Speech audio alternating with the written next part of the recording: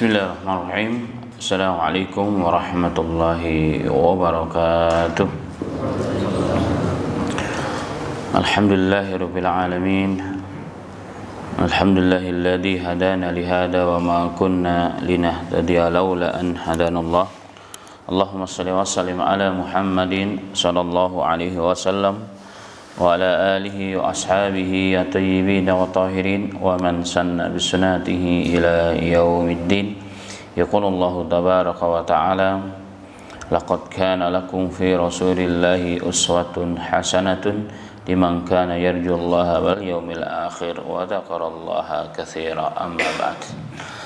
Alhamdulillah, ma'asyiral muslimin yang dirahmati oleh Allah Ta'ala, kembali bersyukur kepada Allah di pagi yang berbahagia ini. Kita semua masih dalam ketaatan, kebaikan, takarub kepada Allah Ta'ala. Semoga Allah menerima ibadah kita dan Allah mengistiqomahkan kita dan memperbaiki kualitas ibadah, iman, ilmu kita sebagai bekal kita menghadap Rabb kita Allah Subhanahu wa Ta'ala.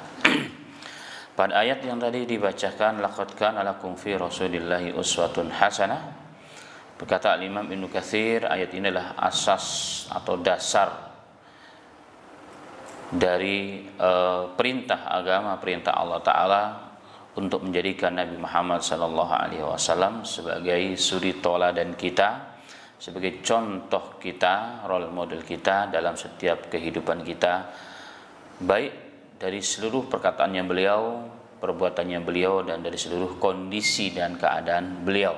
Semua adalah agama, semua adalah contoh bagi umat-umatnya. Barang siapa yang mampu mengikutinya, maka semua akan bernilai ibadah, ketaatan kepada Allah Ta'ala. Nah, di antaranya adalah hal-hal yang bersifat penyempurna dari ibadah tersebut, selain ibadah yang mahdhah. Karena ibadah ada dua, ibadah mahdhah dan ghairu mahdhah. Sebagaimana pernah disampaikan, yang mahdhah adalah yang khusus datang dari Allah, tata caranya, waktunya, semuanya dari Allah. Sedangkan yang ghairu mahdhah secara umum perintah agama, tetapi detailnya kembali kepada kondisi, kembali kepada kemampuan setiap umat ini. Pagi yang berbahagia ini kita membahas tentang cincin Rasulullah, yang dimasuk ke bab yang ke-12. Silakan dibuka halaman 73. Al-Imam At-Tirmidzi rahimahullah ta'ala mengatakan, babu ma jaa fi dzikri khatami Rasulillah sallallahu alaihi wasallam. Summa dzakara ahadits. Al-Imam At-Tirmidzi, sahibul kitab, penulis kitab Syama'il At-Tirmidzi atau Syama'il Muhammadiyah, pada bab 12 ini beliau membawakan judul bab tentang cincinnya Rasulullah SAW, berita terkait atau penjelasan terkait tentang cincinnya Rasulullah Sallallahu Alaihi Wasallam. Dan dalam bab ini terdapat 8 hadis. Hadis yang pertama diriwayatkan oleh Al-Imam rahimahullah ta'ala dengan sanadnya kepada seorang sahabat yang bernama Anas bin Malik radhiyallahu anhu. Beliau mengatakan, kana khataman nabi sallallahu alaihi wasallam min wariqin wa kana fassuhu habasyian. Anas bin Malik radhiyallahu anhu mengatakan, cincin adalah cincinnya Rasulullah sallallahu alaihi wasallam itu terbuat dari perak, min wariq, dan mata cincinnya fassuhu habasyian, dan cincin atau mata cincinnya adalah dari Habasyah, Habasyah masuk Ethiopia hari ini. Negara Habasyah dulu meliputi Sudan, termasuknya Algeria dan seterusnya. Hari ini Habasyah yang dimaksud adalah, kalau hari ini ya, bentuk Habasyah hanya Ethiopia. Kemudian hadis yang berikutnya juga sahih. Al-Imam rahmatullah alaih meriwayatkan dengan sanadnya kepada Nafi' dari gurunya Abdullah bin Umar radhiyallahu anhuma, anna Nabiya sallallahu alaihi wasallam ittakhadha khataman min fiddatin fakana yakhtimu bihi wa la yalbasuhu. Nabi Muhammad sallallahu alaihi wasallam, kata Abdullah bin Umar ya, beliau memakai cincin atau mempunyai cincin. Beliau membuat, ya di sini kalau namanya ittikhadha itu mengambil, membuat maksudnya. Membuat berarti memiliki, ya di sini terjemah umum, mempunyai. Jadi beliau membuat cincin yang terbuat asalnya ya bahannya berasal dari fiddah. Fiddah sama dengan wariq, yakni perak. Fakana yakhtimu bihi, dan cincin ini digunakan sebagai stempel, sebagai legal ya, sebagai legalitas ketika beliau membuat surat-surat. Kemudian ada kalimat berikutnya wala yalbasuhu, dan beliau tidak memakainya. Jadi cincin ini digunakan khusus untuk menyetempel ya, untuk menyetempel surat-surat yang dianggap penting sebagai surat kenegaraan, karena beliau sallallahu alaihi wasallam terkadang mengirim surat untuk berdakwah atau dalam perjanjian-perjanjian beliau menyetempel surat-surat tersebut, sehingga melegalisasi sebuah surat itu sudah ada contoh dari Nabi kita Muhammad sallallahu alaihi wasallam, dan surat itu dianggap sah atau tidak sah hari ini juga jika ada bukti, dan salah satu buktinya adalah stempel ya, stempel, dan ini ternyata sudah dilakukan oleh Nabi Muhammad sallallahu alaihi wasallam. Berarti ciri yang kedua ya, pertama cincinnya Rasulullah terbuat dari perak. Yang kedua, mata cincinnya adalah dari Habasyah. Habasyah di sini ada yang mengartikan sebagai batu dari Habasyah. Jadi batu ya dari Habasyah. Yang kedua, beliau juga punya yang ini dipakai. Yang ini dipakai, dan yang kedua adalah cincin yang dibuat dari perak kemudian untuk menyetempel. Berarti di atas mata cincinnya itu ada sesuatu, ada tulisannya yang akan diterangkan pada hadis yang berikutnya. Baik, kita lanjut dulu hadis. Kemudian hadis yang ketiga, juga hadis ini diriwayatkan dengan riwayat yang sahih dari Anas bin Malik radhiyallahu anhu qala, kana khatamu Rasulillah sallallahu alaihi wasallam min fiddatin fassuhu minhu. Adalah Nabi Muhammad adalah cincin Rasulullah sallallahu alaihi wasallam terbuat dari perak, dan mata cincinnya juga terbuat minhu dari perak. Dan ini kemungkinan besar adalah yang dimaksud yang digunakan untuk menyetempel. Jadi cincin dan mata cincinnya dari perak ini yang digunakan sebagai stempel oleh Nabi Muhammad sallallahu alaihi wasallam. Makanya khatam itu diterjemahkan bahasa Indonesia juga maknanya juga stempel. Stempel seperti khataman nabiyyin dalam Al-Quran itu adalah penyetempel Nabi. Artinya Nabi itu adalah ada sebagian menerjemahkan Nabi itu pemegang stempel, ada yang menulis stempel. Itu pemahaman orang-orang Ahmadiyah. Di orang-orang Ahmadiyah itu kan mengaku setelah Rasul ada Nabi. Nabi yang terakhir itu ya Ahmadi, itu yang berasal dari India Pakistan. Itu adalah produk jajahan Inggris. Dan menerjemahkan ayat khataman nabiyyin dalam Al-Quran itu Rasul itu pemegang stempel sebagaimana dalam hadis ini. Berarti ada yang disestempel, yang disestempel itulah Nabi yang terakhir setelah Rasulullah sallallahu alaihi wasallam. Dan ini tafsir yang sangat jauh ya, ini tafsir yang sangat jauh, tetapi mereka berdalil dengan ayat tersebut. Inilah orang-orang Ahmadiyah yang bernama Ghulam Ahmad atau Ahmadi. Taib. Kemudian hadis yang berikutnya diriwayatkan dari Anas juga, dari Anas bin Malik radhiyallahu anhu qala lamma arada Rasulullah sallallahu alaihi wasallam ay yaktuba ilal ajami qila lahu innal ajama la yaqbaluna illa kitaban alaihi khatamun fastana'a khataman faka'anni anzuru ila bayadi fi kaffihi. Anas bin Malik bercerita ketika Rasulullah sallallahu alaihi wasallam ingin menulis surat kepada orang-orang Ajam, ilal ajami, kepada yang dimaksud kepada raja-raja Ajam. Raja-raja Ajam itu adalah orang-orang yang bukan Arab. Orang-orang yang bukan Arab, dan dulu Arab itu hanya Jaziratul Arab. Asal Arab itu hanya Jaziratul Arab, meliputi Yaman, terutama yang tertua, Yaman hari ini Yaman, Emirat, Abu Dhabi ya, Emirat Mutahidah itu, Abu Dhabi, Kuwait, termasuk di dalamnya Dubai. Yang di bawahnya adalah Oman ya, Sultan Oman, kemudian Kerajaan Saudi Arabia. Itu asli Arab.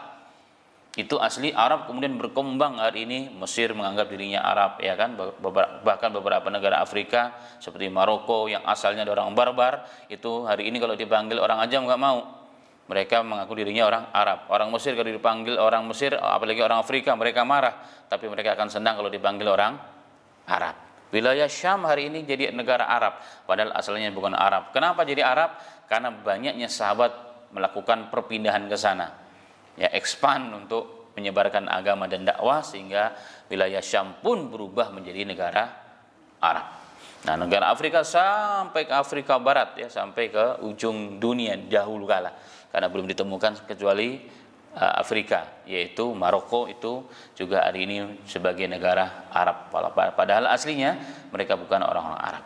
Nah, yang dimaksud negara Arab di sini, orang-orang Ajam ini termasuk wilayah itu dulu. Ya, termasuk wilayah itu termasuk Arab, termasuk non Arab, ini Ajam.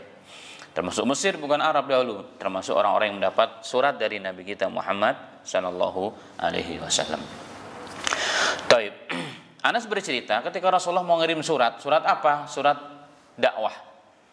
Jadi berdakwah juga, menulis itu salah satu juga bagian metode dalam berdakwah sebagaimana dilakukan oleh Rasulullah sallallahu alaihi wasallam. Rasulullah selalu mengutus rombongan-rombongan untuk berdakwah di wilayah di dalam kota Madinah, di luar kota Madinah, dan juga di beberapa wilayah-wilayah terpencil dan wilayah-wilayah yang tidak terjangkau sahabat karena jauhnya, karena bukan wilayah kekuasaannya. Maka Rasulullah akan mengutus para sahabat membawa suratnya Rasul, mengajak mereka untuk masuk ke dalam Islam. Nah, ini yang dimaksud kisah ini. Yang dimaksud adalah kisah ini dalam hadis ini. Maka dikatakan kepada Rasulullah ketika Rasulullah mau nulis surat kepada mereka, ya Rasul, orang-orang Ajam ini, mereka orang-orang yang lebih maju dari kita. Orang-orang yang lebih maju dari kita sebenarnya, ya kan? Dan mereka tidak mau menerima surat itu tidak dianggap sah, begitu maksudnya. Tidak dianggap sah, tidak dianggap ada legalnya jika tidak ada cap stempelnya. Apalagi dari raja ke raja, dari seorang raja kepada kerajaan yang lain, itu nggak akan diterima oleh mereka. Karena itulah Rasulullah SAW fastana khataman, maka Nabi Muhammad SAW membuat cincin dengan tujuan tadi berarti khusus untuk menyetempel surat-surat tersebut. Kemudian Anas bin Malik radhiyallahu anhu mengatakan, "Faka'ani anzura ila bayadihi fi kaffihi." Lalu beliau, ya, Anas bin Malik mengatakan, aku melihat putih cincinnya itu ketika berada di telapak beliau sallallahu alaihi wasallam. Kenapa? Karena memang terbuat dari perak. Nah, ini salah satu ciri atau sifat cincinnya Rasulullah, juga digunakan sebagai stempel. Tapi yang ini kata Abdullah bin Umar tadi, yang ini tidak dipakai oleh Rasul. Hanya dibuat tapi tidak dipakai oleh Rasul. Kalau yang hadis pertama tadi, yang fassuhu min habasyiyah, yang mata cincinnya terbuat dari dari batu Habasyi, dari Afrika sana, itu digunakan oleh Nabi Muhammad sallallahu alaihi wasallam. Taib. Lalu apa cincin yang digunakan sebagai stempel? Tentunya ada tulisannya. Apa tulisannya? Al-Imam menukilkan pada hadis yang berikutnya. Pada hadis yang berikutnya, hadis ini juga sahih, ya, diriwayatkan dalam kitab-kitab lain seperti Bukhari dan lain sebagainya. Juga sama diriwayatkan kepada seorang sahabat, Anas bin Malik radhiyallahu anhu. Qala kana naqshu khatami Rasulillah sallallahu alaihi wasallam Muhammadun satrun wa rasulun satrun wallahu satrun. Adalah cincinnya Rasulullah sallallahu alaihi wasallam, kata Anas bin Malik, ini ukiran mata cincinnya Rasulullah, yang mata cincinnya yang juga terbuat dari perak tersebut itu berukiran, bertuliskan Muhammad satu baris, Rasul satu baris, Allah satu baris. Jadi di atas Allah, Rasul, Muhammad, bacanya Muhammad, Rasulullah. Ini juga menjadi salah satu metode dalam penulisan kaligrafi. Di kaligrafi yang ada kalimat Allah, bagaimanapun itu nggak boleh di bawah, itu harus paling atas. Ini juga menjadi salah satu catatan penting bagi para ulama-ulama yang fokus membidangi kaligrafi. Kenapa? Sebagai bentuk takriman wa ta'dhiman li lafzi jalalah, sebagai bentuk penghargaan, penghormatan, pengagungan kepada lafaz jalalah yang maha agung, yakni lafaz Allahu subhanahu wa ta'ala. Jadi itu berarti cincinnya Rasul. Ya, di sini berarti di mata cincinnya itu terdapat Muhammad Rasulullah. Muhammad adalah utusan Allah. Taib. Kemudian hadis yang berikutnya dari Anas bin Malik juga. Anna Nabi sallallahu alaihi wasallam kataba ila Kisra wa Qaisara wan Najasyi faqila lahu innahum la yaqbaluna kitaban illa bi khatamin. Di sini yang dimaksud ajam dijelaskan. Anas bin Malik menerangkan bahwa Rasul sallallahu alaihi wasallam ingin menulis surat kepada Kisra Najasyi, Raja Najasyi. Sekarang di Ethiopia sendiri bahasanya bahasa Arab. Memang ada bahasa asli daerahnya, tapi mereka juga bahasa Arabnya juga fasih. Dan bahasa keseharian-seharian pondok pesantren mereka bahasanya semua bahasa Arab. Itu orang-orang Ethiopia sampai hari ini. Sampai hari ini. Walaupun mereka punya bahasa khusus ya. Mereka punya bahasa khusus, bahasa negara, tapi bahasa Arab sudah membudaya seperti mereka orang Arab. Maka jangan heran kalau orang-orang Afrika, terutama dari Habasyah ini, Sudan, mereka bahasanya bahasa Arab. Seperti orang Arab, persis seperti orang Arab, bahasanya seperti orang Arab. Padahal dulu bukan Arab. Nah, beliau mengirim surat kepada Najasyi, kepada Kisra, kepada Kaisar. Kemudian dikatakan, "Wahai Rasulullah, mereka itu raja-raja ajam tidak akan menerima surat, tidak dianggap surat itu sah dari engkau jika tidak ada stempelnya." Maka Nabi fasagha Rasulullah sallallahu alaihi wasallam khataman, kemudian Rasulullah sallallahu alaihi wasallam membuat cincin ya. Rasulullah membuat cincin yang digunakan sebagai stempel ya, stempel wa nukisha fihi, dan di dalam cincin tersebut ya, mata cincinnya ditulis dan diukir kalimat Muhammadur Rasulullah, Muhammad adalah utusan Allah. Taib. Kemudian hadis yang berikutnya juga diriwayatkan dari Anas bin Malik radhiyallahu anhu anna Nabi sallallahu alaihi wasallam kana idza dakhala al-khala'a nazza'a khatamahu. Adalah Nabi Muhammad sallallahu alaihi wasallam apabila masuk ke kamar mandi, maka beliau akan melepas cincinnya.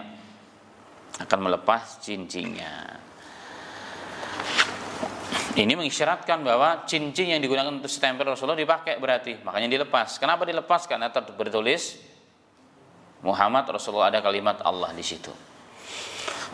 In sahih hadis, jika hadisnya sahih, ini satu dalil tidak boleh membawa nama Allah yang bertuliskan Arab ke dalam kamar mandi, ke dalam toilet. Ketika ingin mandi atau tempat-tempat yang kotor seperti itu, hendaknya dilepas. Ini tidak diperbolehkan.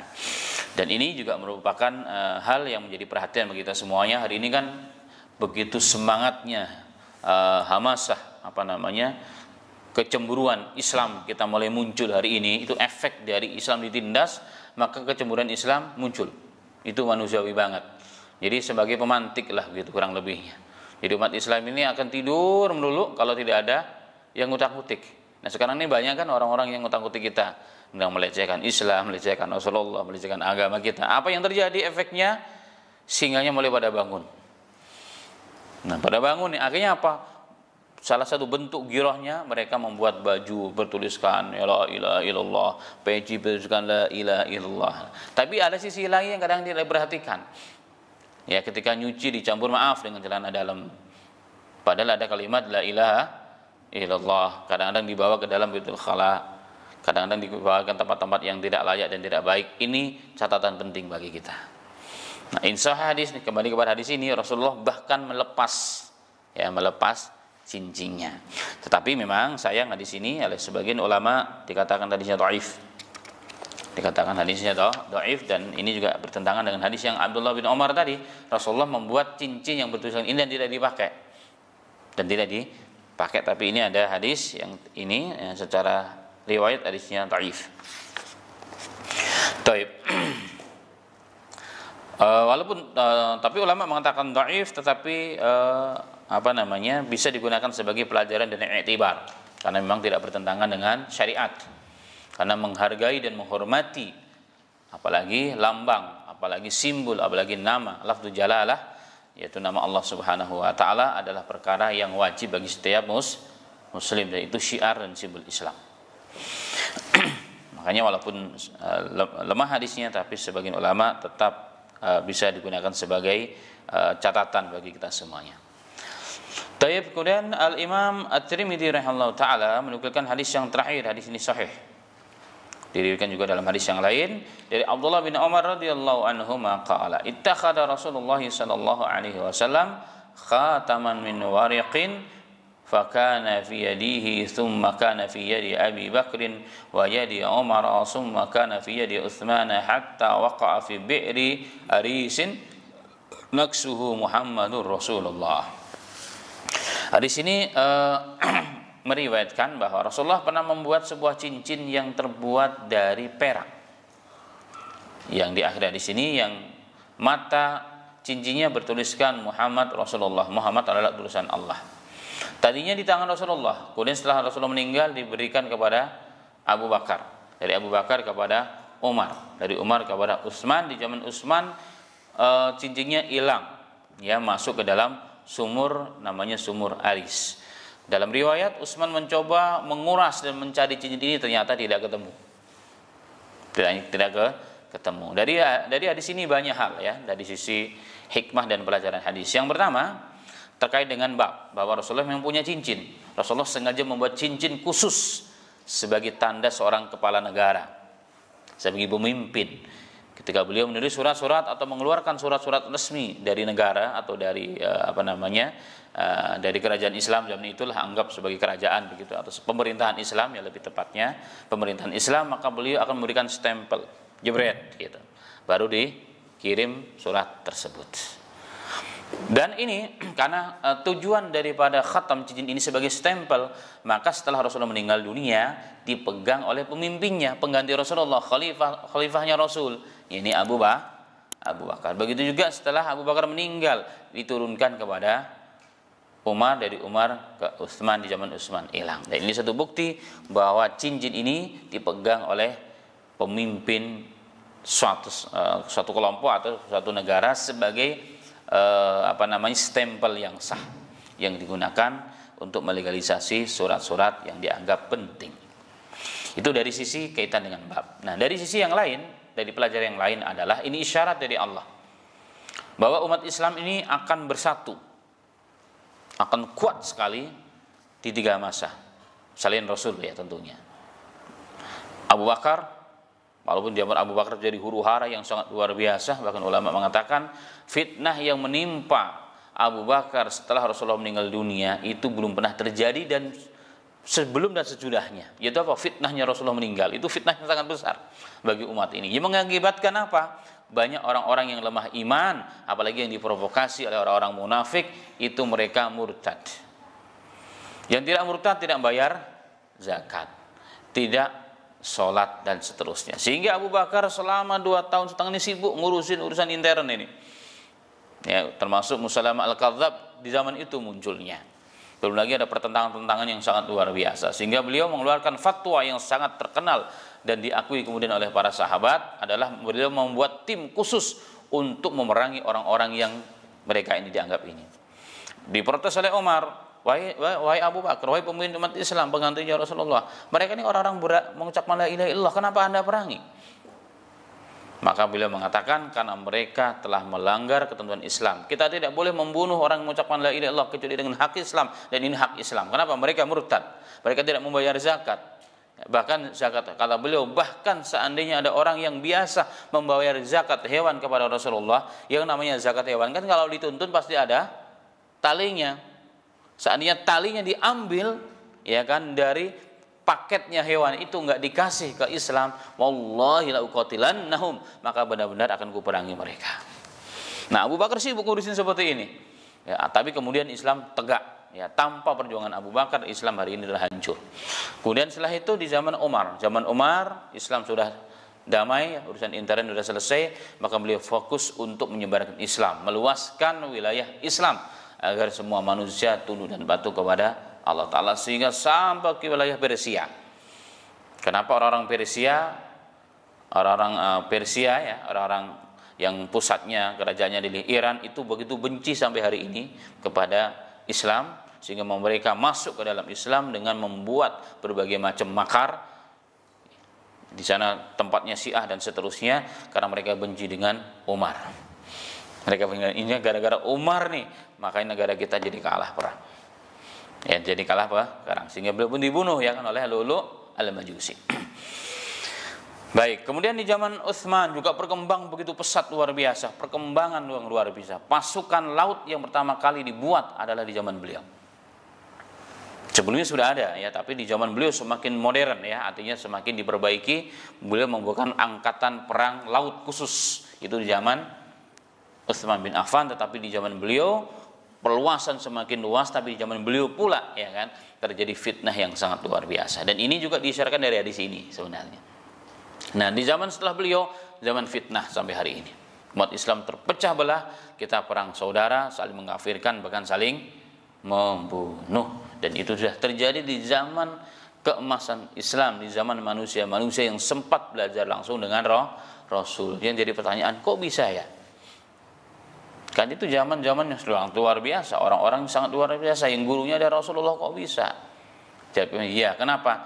Karena dalam perjuangan tersebut banyak disertai orang-orang munafik, orang-orang yang punya kepentingan. Mereka tidak berani di zaman Rasulullah muncul. Mereka tidak berani muncul di zaman Abu Bakar dan Umar dan Utsman. Di zaman Utsman mulai berani, sehingga Ali kena getahnya. Di zaman Ali kena getahnya, beliau sibuk ya dengan urusan-urusan intern, perang saudara dan sebagainya. Sampai hari ini.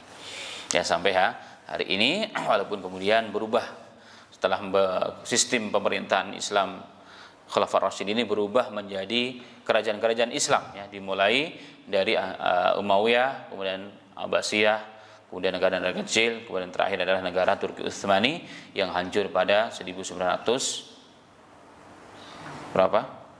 28 ya, 28 Maret. 1928 bulan Maret. Ala kulli hal. Umat Islam terpecah belah dan kondisi ini terus semakin parah. Terpecah belahnya umat Islam semakin parah. Jadi kalau hari ini sesama umat Islam gontok-gontokan, bahkan sesama komunitas juga gontok-gontokan, bahkan lebih parah satu masjid juga gontok-gontokan, rebutan ya kan. Ternyata sudah dinubuahkan memang. Itu dan sebab itu semakin parah. Sampai kapan ini terjadi? Sampai pemimpin terakhir yang akan muncul yang merupakan keturunan langsung dari Rasulullah sallallahu alaihi wasallam, yaitu Muhammad bin Abdullah yang digelari dengan Al-Mahdi. Imam Mahdi itu dia. Apabila dia sudah muncul, umat Islam bersatu. Sudah tidak ada lagi Persis, sudah tidak ada lagi Muhammadiyah, sudah tidak ada lagi NU, sudah tidak lagi Hanafi, sudah tidak lagi Syafi'i. Yang ada adalah umatnya Rasulullah. Dan dalam hadis beliau menjalankan roda pemerintahannya sesuai dengan sunnahnya Rasulullah Shallallahu Alaihi Wasallam. Maka kalau ini sudah muncul, umat Islam selesai sudah, maka kiamat sudah di abang pintu. Yang jadi pertanyaan, sudah muncul apa belum? Wallahu a'lam bishawab, itu urusan Allah Ta'ala, dan tidak ada satupun dalil yang menerangkan kapan munculnya. Hanya dikasih tanda-tandanya saja oleh Rasulullah SAW. Dan tanda-tandanya dalam hadis sahih adalah inda ikhtilafin nas ubasyirukum bil mahdi, kata Rasulullah. Kuberitahukan akan kedatangan Imam Mahdi yang akan menyatukan kalian wahai umat Islam di bawah satu komando Imam Mahdi, siapapun kalian. Kapan munculnya? Saat manusia sedang parah-parahnya terjadi ikhtilaf, perbedaan. Semakin muncul, semakin parah ini, maka semakin dekat kemunculannya Al-Imam Al-Mahdi. Ketika umat Islam sudah tidak punya solusi lagi untuk menyatukan umat Islam. Kalau secara fikih udah nggak mungkin, ya kan? Orang Indonesia semua harus dijadikan sebagai NU. Diterima nggak kira-kira? Nggak usah bicara dunia, Indonesia aja pasti nggak terima, ya kan? Apalagi wilayah-wilayah yang berkembang ini nggak mau di NU. Apakah dari Muhammadiyah semua? Pasti juga nggak mau, ya kan? Semuanya sudah, kalau begitu jalankan masing-masing dengan dengan keyakinan masing-masing. Yang penting saling menghargai dan menghormati, itulah yang paling penting. Sehingga dengan kita bisa berbeda tetapi tetap bersatu, itulah salah satu keindahan Islam. Pelangi itu indah kenapa? Berbeda. Yang penting berjalan di porosnya masing-masing, jangan campur aduk ya, sehingga tidak jelas warnanya. Ala kulli hal. Inilah diantara hadis-hadis yang dinukilkan oleh Al-Imam rahimahullahu taala ya tentang cincin. Hadis berikutnya adalah berbicara tentang bagaimana cara menggunakan cincin. Bagaimana cara menggunakan cincin. Di antara sifat cincinnya Rasulullah Shallallahu Alaihi Wasallam ya, sebagaimana tadi telah diterangkan. Yang pertama, cincinnya Rasulullah SAW terbuat dari perak. Terbuat dari perak. Itu Rasulullah. Apakah Rasulullah pernah punya cincin yang lain? Pernah. Selain perak, emas. Rasulullah pernah pakai cincin emas.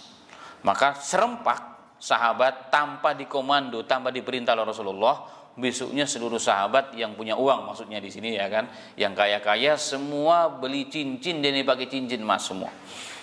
Nah, melihat tersebut Rasulullah di masjid melempar cincin. Maka sahabat semua tanpa peduli, tanpa mikirin macam-macam dilempar juga cincinnya. Dilempar, enggak bertanya, wah, saya kasih ke istri atau saya kasih ke tetangga kasih adik saya kah, atau kasih anak saya yang perempuan kah? Enggak. Pokoknya Rasulullah dilempar juga oleh para sahabat. Ini namanya apa? Ittiba yang sangat luar biasa kepada Rasulullah. Enggak peduli mau sunnah mau wajib, pokoknya Rasulullah ngamalin, saya jalani. Itu sudah menjadi cintaan yang sudah mengalir dalam darah dan daging mereka, menjadi satu padu pada sahabat radhiyallahu anhum ajma'in. Ini namanya tekstual, apa adanya sudah. Kan memang sebagian sahabat dan kaum muslimin selalu begitu. Dalam mengamalkan agama ada dua, tekstual, ini kayak begini nih contohnya kasus-kasus ini, atau kontekstual, ya kan? Ataupun kontekstual. Nah, ini kasus selalu terjadi, dan ini dua pemahaman ini nggak bisa disamakan, karena ini pun terjadi di zaman Rasulullah, dan dua-duanya Rasulullah juga setuju, tidak menyalahkan. Itu permasalahannya. Apa contohnya? Ya, kita keluar sedikit dari bab fikih. Contohnya adalah ketika Nabi Muhammad SAW memerintahkan ba'da perang Ahzab kepada para sahabat untuk menyelesaikan para pengkhianat dari kalangan Yahudi yang disebut dengan Bani Quraidah. Rasulullah mengatakan, hendaknya kalian keluar dari masjid ini pada zuhur dan boleh sholat asar kecuali di wilayah Bani Quraidah. Dan Bani Quraidah jauh dari kota Madinah. Dan pastinya kalau mereka berjalan pada zuhur sampai asar di tengah perjalanan. Ternyata itu itu yang terjadi kenyataannya. Maka di tengah perjalanan sebagian mengatakan, udah datang waktu sholat dan kita sholat. Ada yang mengatakan, oh nggak bisa, karena Rasul mengatakan harus sholat di Bani Quraidah walaupun terjadi pentakhiran sholat. Ya sudah, dua-duanya nggak ada berdebat, saling menghargai, saling menghormati. Pulang ke Madinah diceritakan Rasulullah tidak membenarkan yang satu, tidak menyalahkan yang satu. Rasulullah diam. Berarti apa diamnya Rasulullah? Setuju. Nah, ulama dari situ mengambil istimbat. Yang pertama, mereka memahami perintah Rasulullah, jangan sekali-kali kalian sholat kecuali di Bani Quraidah, itu secara kontekstual. Mereka memahami ini maksudnya Rasulullah adalah supaya kita cepat keluar dari Madinah. Setelah dibuat tim, dibuat jemaah khusus ya, untuk tugas khusus, harus cepat jalankan, keluar aja dari Madinah yang penting, biar nggak banyak godaan. Tetapi sholat tetap harus di awal waktu, karena nggak mungkin kita sholat di Bani Quraidah, pasti telat. Rasulullah juga paham itu. Rasulullah bukan nggak ngerti. Dari mana kita memahaminya? Rasulullah bersabda dalam hadis yang lain, sesungguhnya amal yang paling afdal adalah di awal waktu. Karena itu kita sholat di awal waktu. Tidak harus di sana, maksud Rasulullah. Ya, tidak di sana. Ini nama kontekstual. Yang kedua tekstual, oh enggak, apa adanya sudah. Rasulullah bilangnya begitu, ya sudah. Kalau yang pendapat yang pertama itu dianggap itu sebagai perintah umum. Ya, amalan yang paling afdal adalah di awal waktu, itu umum, tapi yang ini adalah khusus, katanya gitu. Yang itu perintah umum, yang ini perintah khusus. Jadi semua punya dalil. Ya, semua punya dalil yang tidak bisa disatukan memang. Dan ternyata Rasulullah tidak berkomentar, artinya Rasulullah setuju dengan dua hal tersebut. Nah, ini terjadi ma'asal muslimin. Taib. Nah, kembali kepada masalah cincin. Dari hadis-hadis di atas dapat disimpulkan sekali lagi, yang pertama bahwa Rasulullah pakai cincin dan cincinnya terbuat dari perak. Rasulullah pernah punya cincin dari emas tapi kemudian dibuang. Kenapa? Karena diharamkan seorang laki-laki memakai cincin emas. Cincin emas tidak diperbolehkan. Bagaimana kalau untuk emas kawin? Tetap nggak dibolehkan. Kan dari emas kan dipakaikan, apalagi saat memakaikannya masih lamaran. Yang makaikan ada calonnya, itu lagi dosa berikutnya itu. Itu dosa berikutnya. Bagaimana kalau terpaksa harus memakaikan? Kasih ke mertuanya gitu kan, kasih ke mertuanya, dia memakaikan. Tapi kalau ketika dari pihak mereka makaikan kita, jangan mau, kenapa? Ini emas. Sudah saya terima, saya simpan, nggak boleh dipakai dua laki-laki. Tapi kan itu cincin mas kawin bagaimana bro? Walaupun cincin mas kawin, ya. Kalau mau ya diganti dengan yang perak. Tapi kan perak lebih murah ya, walaupun lebih murah nggak apa-apa, kan laki-laki ngalah untuk yang perempuan. Nah ini juga perlu diperhatikan ini ya. Ini belum. Walaupun cuma sebentar doang, hanya simbolis, tetap dosa ya dosa. Dosa mau lama mau sebentar tetap dosa. Takutnya pas lagi pakai cincin karena sudah mati saat itu, berarti kita dalam dosa. Nah itu yang kita khawatirkan ya. Itu yang kita khawatirkan. Ini perlu menjadi catatan kita bersama. Memang kadang-kadang ini melawan adat istiadat dan kebiasaan ya, tapi perlu dijelaskan. Saya pikir kalau bisa dijelaskan dengan cara yang baik, berdiplomasi dengan cara yang baik kepada keluarga atau dua belah keluarga, insyaallah mereka dapat menerima dengan baik. Yang penting dengan cara yang baik. Artinya adat istiadat tetap jalan dengan baik, tetapi tidak bertentangan dengan syariat Islam. Karena adat juga satu hukum yang tidak bisa ditolak jika tidak melanggar Islam. Taib.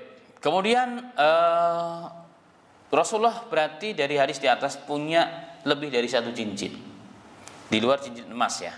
Yang pertama cincin yang Rasulullah pakai, yang tadi diterangkan, yang mata cincinnya adalah dari batu Habasyi, dari batu Afrika. Hari ini orang waktu di musim cincin itu batu Afrika katanya sunnah. Nah, dari sini mereka mengambil dalil sebenarnya.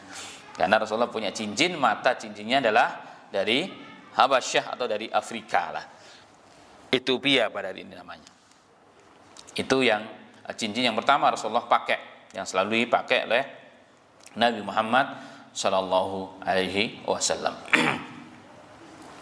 Tetapi ulama berbeda pendapat tentang makna berasal dari Habasyah atau Habasyi atau Ethiopia.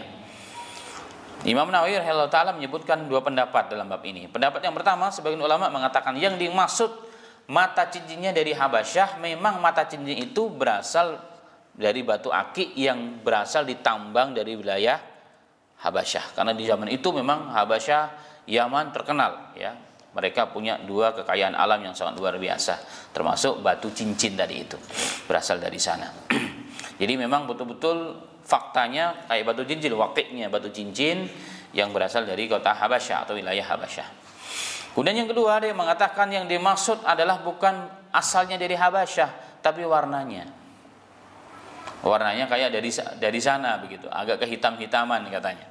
Agak hitaman dan sehingga dikatakan ini dari Habasyah atau Habasyah. Karena dalam hadis bukan dari Habasyah tapi Habasyah dikatakan. Tidak dikatakan min Habasyah, dari Habasyah, tapi hanya Habasyah. Sehingga sebagian mengatakan warnanya kayak warna dari Habasyah. Jadi kehitam-hitaman. Karena orang Habasyah kan hitam, maka kehitam-hitaman. Itu kata sebagian pendapat ulama. Tapi Al-Imam Nawawi mengatakan dua-duanya insyaallah benar.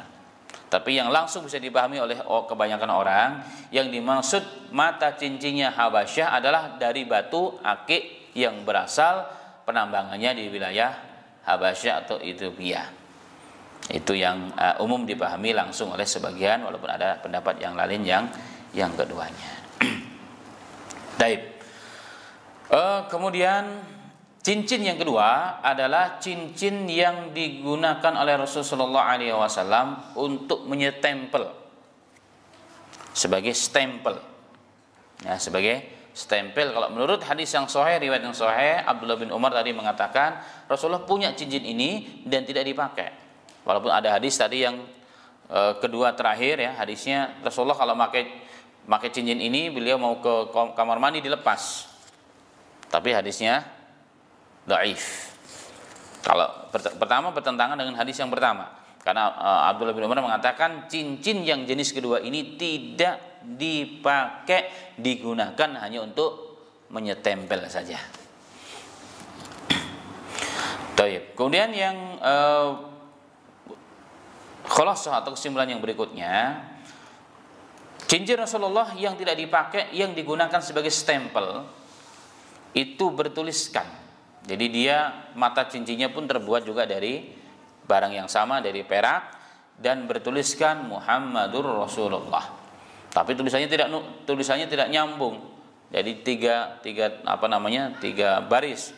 Muhammad tengah, Rasul paling atas, Allah. Jadi Muhammad Rasulullah. Muhammad Rasulullah. Ini sebagai stempel, dan cincin ini setelah Rasulullah meninggal dunia diwariskan kepada yang memimpin umat, yakni Abu Bakar, kemudian Umar bin Khattab, kemudian Utsman bin Affan. Di zaman Utsman cincin ini hilang, masuk ke dalam sebuah sumur yang disebut dengan sumur Aris. Dalam beberapa riwayat beliau mencoba menggali, mengerahkan seluruh pasukannya untuk menguras itu sumur, ternyata sudah nggak ketemu lagi. Ya kata ulama Syiah, sehingga ulama mengatakan ini isyarat dari Allah bahwa di zaman Utsman akan terjadi fitnah yang sangat besar. Itu kata para alim ulama kita. Taib, nanti bagaimana cara makainya, di kanan atau di kiri, nanti akan diterangkan pada bab berikutnya. Tetapi ada catatan yang berikutnya adalah apakah memakai cincin itu merupakan sunnah atau kebiasaan, apa khusus hanya untuk bagi para pemimpin. Ini menjadi bahasan juga oleh sebagian ulama. Tetapi saya simpulkan saja, jika kita merujuk kepada makna hadis dan makna sunnah adalah seluruh apa yang berkaitan dengan Rasul, perkataan, perbuatan, kondisi, maka itu sebagai sunnahnya Rasul, maka umat dibolehkan dan disunahkan untuk mengikutinya.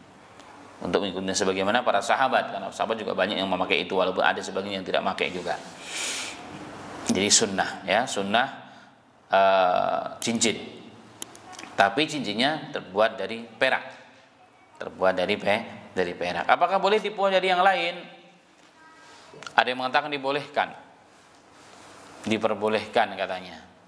Dari besi, mungkin perak agak susah, agak mahal ya. Nggak tahu kalau perak di Indonesia berapa. Kalau kami dulu di Pakistan 300 rupiah ya, rupiah di sana pakai rupiah. Dan murah harganya dan bagus, asli. Kalau di Indonesia saya kurang paham. Tapi udah banyak alhamdulillah di Indonesia dibuat dan dijual. Apakah boleh selain cincin perak? Kalau emas sudah nggak diboleh untuk laki-laki. Kalau perempuan boleh. Apa dalilnya yang lain? Dalilnya adalah dalam hadis yang sahih. Ketika Nabi Muhammad SAW dalam satu Id setelah berkhutbah, Rasulullah menuju ke khusus jemaah perempuan, dan Rasulullah khusus mentargib mereka, memberikan semangat mereka, salah satunya adalah untuk bersedekah. Nah, kemudian dalam hadis ini sahih riwayat Bukhari dan Muslim. Kemudian setelah itu para sahabiyah mereka mengeluarkan perhiasan yang dipakai, dilempar ke surban yang sudah dibentangkan begitu oleh Abu Hurairah. Ada yang melepas kalungnya, ada yang melepas anting-antingnya, bahkan ada yang melepas cincin emas mereka. Dan Rasulullah bersyukur tentang hal ini. Bahkan Rasulullah dalam hadis yang lain mengatakan, man sanna sunnatan hasanatan, barang siapa yang mencontohkan perbuatan baik, yang pertama kali melempar, ya kan, itu memberikan contoh yang terbaik bagi yang lain, maka dia akan mendapatkan seluruh pahala orang yang mengikutinya. Jadi seberapapun orang yang melempar cincinnya bersedekah di situ, itu pahalanya kepada siapa? Yang pertama. Itu kata Rasulullah. Nah, dari hadis ini maka dapat dimengerti bahwa di zaman Rasulullah sudah menjadi adat istiadat dan kebiasaan bahwa perempuan memakai cincin emas, dan itu halal, dibolehkan, dan itu sesuai dengan karakter kaum wanita, tapi haram bagi laki-laki. Yang kedua adalah cincin yang terbuat dari besi. Dibolehkan enggak? Sebagian ulama mengatakan enggak boleh, makruh. Ada yang mengatakan boleh. Apa dalilnya?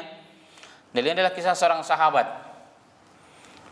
yang datang kepada Rasulullah, ya Rasulullah, saya mau nikah nih, umur saya udah nyampe, tapi saya enggak punya apa-apa ya Rasul.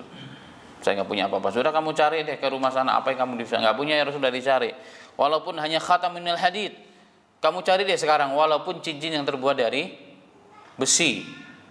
Dicari-cari nggak ada ya Rasulullah. Terus apa yang kamu punya? Hafalan Quran doang, ya sudah, itu aja maharnya, kata Rasul. Nah, dari situ ulama mengambil suatu istinbat, berarti cincin dari besi juga diperbolehkan. Itu ada dalilnya demikian. Toib. Nanti cara memakainya bagaimana, kanan atau kiri, insyaallah dibahas pada bab yang berikutnya dengan izin Allah Subhanahu wa taala. Kemudian ma'asyiral muslimin rahimani wa rahimakumullah. Ada yang menyatakan cincin kan perhiasan. yang umumnya namanya cincin itu dipakai oleh laki-laki, oleh perempuan. Apakah seorang laki-laki kalau pakai cincin tidak tasyabuh dengan perempuan? Apakah laki-laki jika memakai cincin tidak tasyabuh dengan perempuan? Nah, jawabnya adalah memang dalam banyak riwayat dalam Al-Quran Allah melaknat laki-laki yang menyerupai perempuan, baik dari cara berpakaiannya, cara bicaranya, gayanya, lenggok-lenggok dan sebagainya. Dilaknat oleh Allah. Begitupun sebaliknya, perempuan yang meniru gaya laki-laki. Itu dilaknat oleh Allah Subhanahu wa taala. Tetapi Rasul sendiri memakai cincin. Kan tidak mungkin Rasulullah melaknat sesuatu yang mengenakan dirinya juga, itu enggak mungkin. Itu tidak mungkin. Karena itulah maka Rasulullah ketika memakai cincin, Rasulullah menganggap itu tidak tasyabuh dengan perempuan. Karena itu perhiasan yang dipakai oleh seluruh umat manusia. Hanya saja kalau laki-laki tidak boleh cincin tersebut berasal dari dahab, dari emas. Seberapapun tidak boleh dari emas. Itu yang menjadi catatan. Sehingga bukan tasyabuh dengan perempuan. Karena pakaian juga perhiasan, terhitung perhiasan ya, maka pakaian itu termasuk perhiasan juga. Laki-laki berpakaian, perempuan juga berpakaian. Yang penting pakaian laki-laki tidak tasyabuh dengan pakaian perempuan, sebagaimana kemarin telah dibahas ya dalam bahasan kita.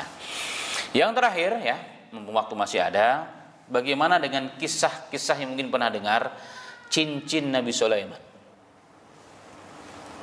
Cincin Nabi Sulaiman yang ma'ruf kisahnya sering kita dengar adalah Nabi Sulaiman itu punya cincin. Dengan cincin itulah beliau bisa mengatur seluruh kerajaannya, termasuk jin, setan, hewan, apapun tunduk kepada Nabi Sulaiman gara-gara cincin itu.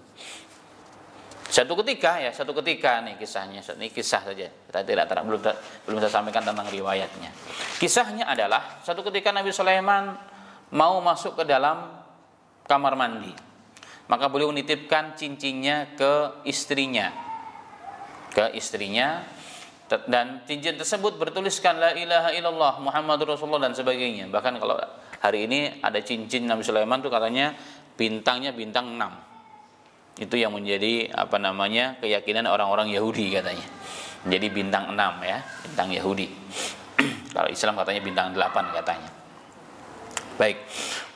Tapi dalam kondisi yang sama, istrinya Nabi Sulaiman itu sedang haid, sehingga beliau tidak berani memegang cincin yang bertuliskan kalimat Allah itu. Maka beliau titipkan kepada abdi dalamnya, pembantu, orang kepercayaannya. Setelah itu, beberapa saat setelah itu, ada setan yang tahu Nabi Sulaiman sedang menitipkan cincin itu, dan dia tahu dengan cincin itulah kita menjadi budaknya Sulaiman. Maka dia menyerupai Sulaiman, datang kepada pembantunya dan minta, mana cincinku, saya sudah kembali dari buang air, buang hajat.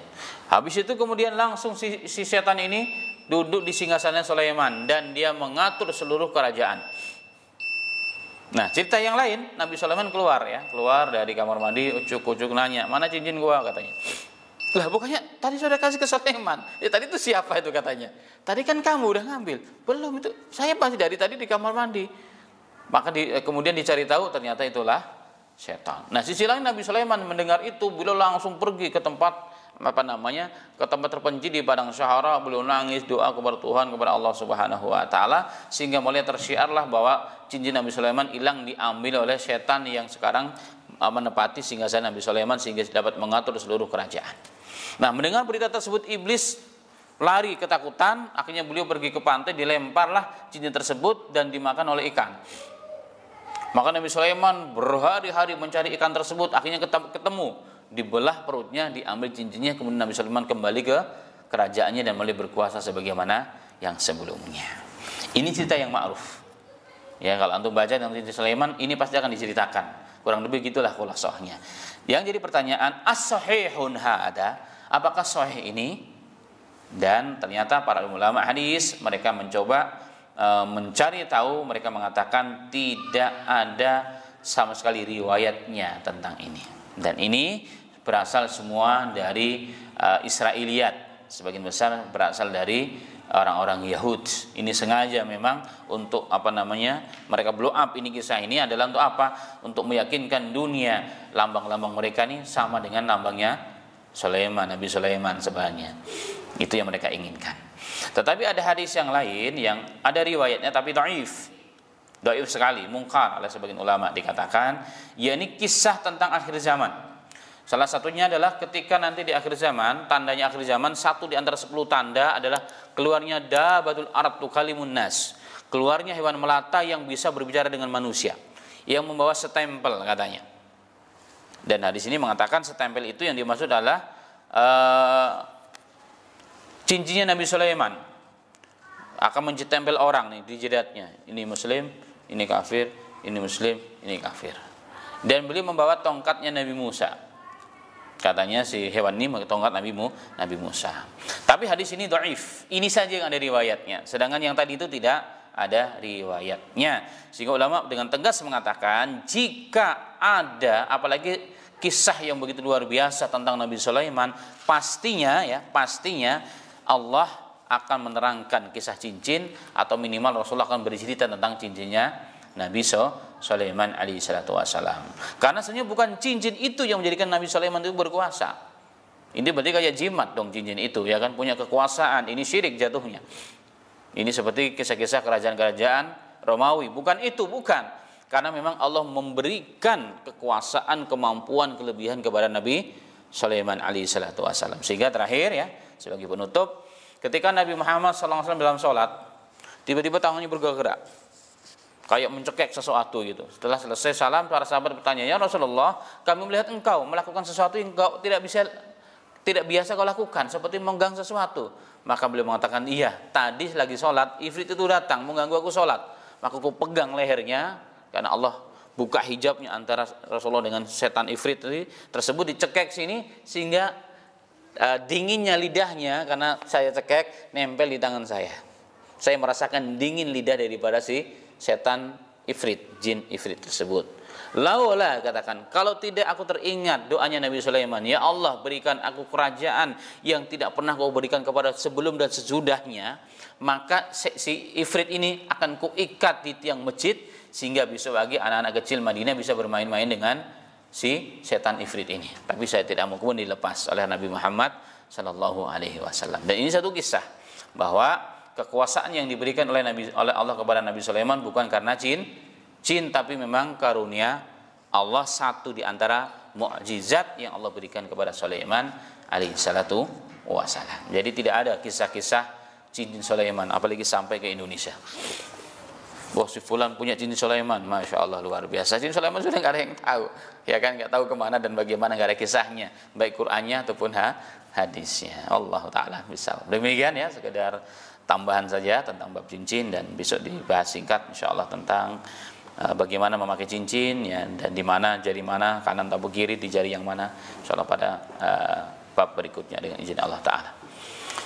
Demikian kajian kita pada pagi yang berbahagia ini. Pertanyaannya kita off, digabung besok saja ya, insyaallah jadi satu, karena kita belum selesai pembahasan tentang cincin. Kita tutup dengan kifaratul majelis. Subhanaka rabbana wa bihamdika asyhadu an la ilaha illallah, nastaghfiruka wa atubu ilaik. Assalamualaikum warahmatullahi wabarakatuh.